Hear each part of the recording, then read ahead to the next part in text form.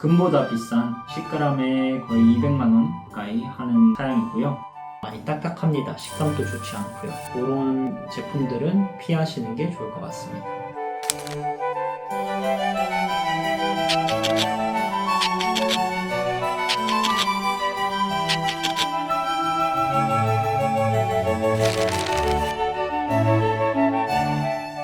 황제의 영약이라고 알려진 공진단은 원나라 때 처음 세이득효방이라는 책에 실렸는데 5세기 동안에 걸친 처방들 중에 명방들을 모아놓은 책이라고 보시면 됩니다. 그리고 선천적으로 허약한 체질을 타고난 사람도 이 공진단을 먹으면 원기를 끌어올려 병이 생길 수 없게 만든다고 동의보감에도 나와 있습니다.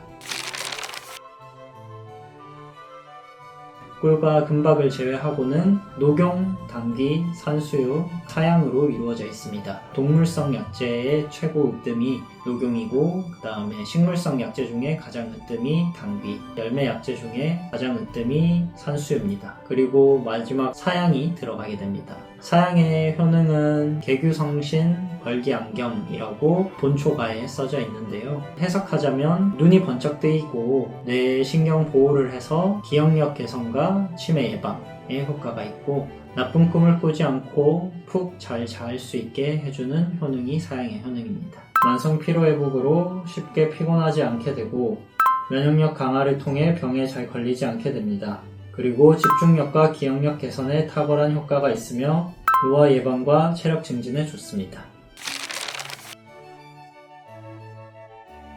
공진단에 들어가는 재료에 대해서 먼저 설명드리겠습니다. 러시아산 녹용 분골과 국내산 당귀, 신, 당귀의 몸통 부분과 그 다음에 국내산 산수유 지금 제분 맡겨서 가루의 형태로 저희 원내에 도착한 상태입니다. 다음으로 국내 생산 100% 벌꿀을 공진단에 넣어서 사용하고 있습니다. 마지막 공진단의 가장 중요한 재료라고 할 수 있는 사양입니다. 이 사양은 금보다 비싼 10g에 거의 200만원 가까이 하는 사양이고요. 사양은 사양노루 수컷의 정낭에서 분비되는 분비물을 건조시킨 게 사양입니다. 멸종 위기종이기 때문에 식약처의 인증을 받아야 합니다. 그리고 마지막 재료인 금박입니다.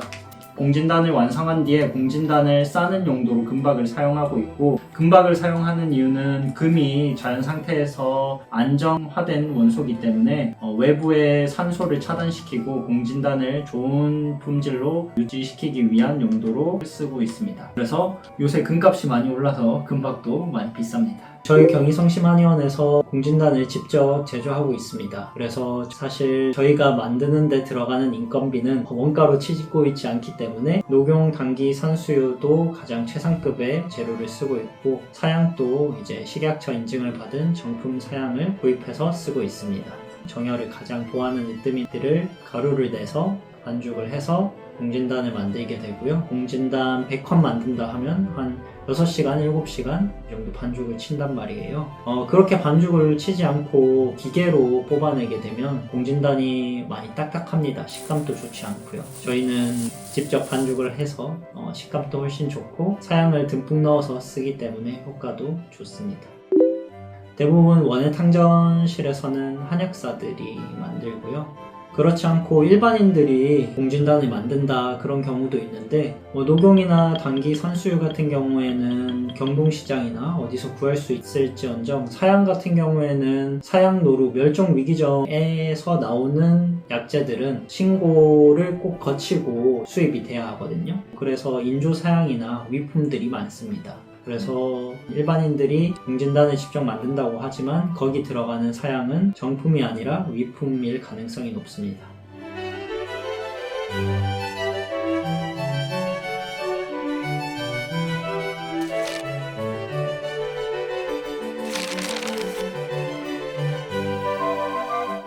먹고 바로 나타납니다. 지속 효과를 느끼려면 한 최소 10환 이상은 복용을 해야 한 6개월 정도 지속이 되고 제 경험상으로는 한 알 먹으면 한 일주일 정도 가는 것 같아요.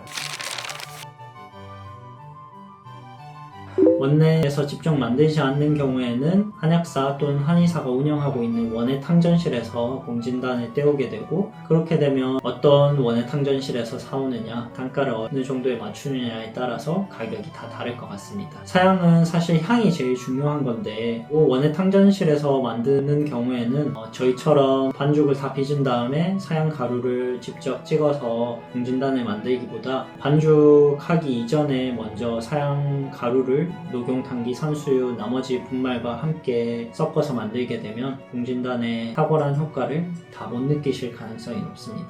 사실 우리가 공진단이라고 하려면 동의보감에 적혀져 있는 원래 처방 구성대로 만들어야 합니다. 녹용과 당기, 산수유가 1:1:1의 배율이어야 하고 사양이 한 환당 0.1g이 들어가야 하죠. 그거를 지켰을 때만 공진단이라고 부를 수 있고, 그렇지 않은 경우엔 이름을 바꿔서 불러야 합니다. 그렇게 나온 게 목향공진단, 침향공진단, 사양공진단 이렇게 부르는 건데, 사양공진단 같은 경우에는 원래 원방의 공진단보다 사양의 함량이 떨어지는 경우 그렇게 부르게 되고, 목향공진단과 침향공진단 같은 경우에는 사양 대신 목향과 침향이 들어간 건데, 공진단에 있어서 가장 중요한 주요 약재가 사양이기 때문에 사양이 들어가지 않는 공진단 같은 경우에는 공진단을 목표로 하는 효과를 낼 수가 없습니다. 공진단 앞에 다른 미사어구가 있다면 구성이나 그 용량을 지키지 않고 만든 거기 때문에 그런 제품들은 피하시는 게 좋을 것 같습니다. 공진단을 먹을 때 주의해야 하는 분들이 있다면, 얼굴에 열이 많이 뜬다든지 뇌출혈 과거력이 있다든지 하는 경우에는 한의사의 진찰 이후에 복용을 하시는 게 좋겠지만, 그렇지 않다면 무난한 선물용으로도 가장 좋은 한약이 공진단이라고 저는 생각합니다.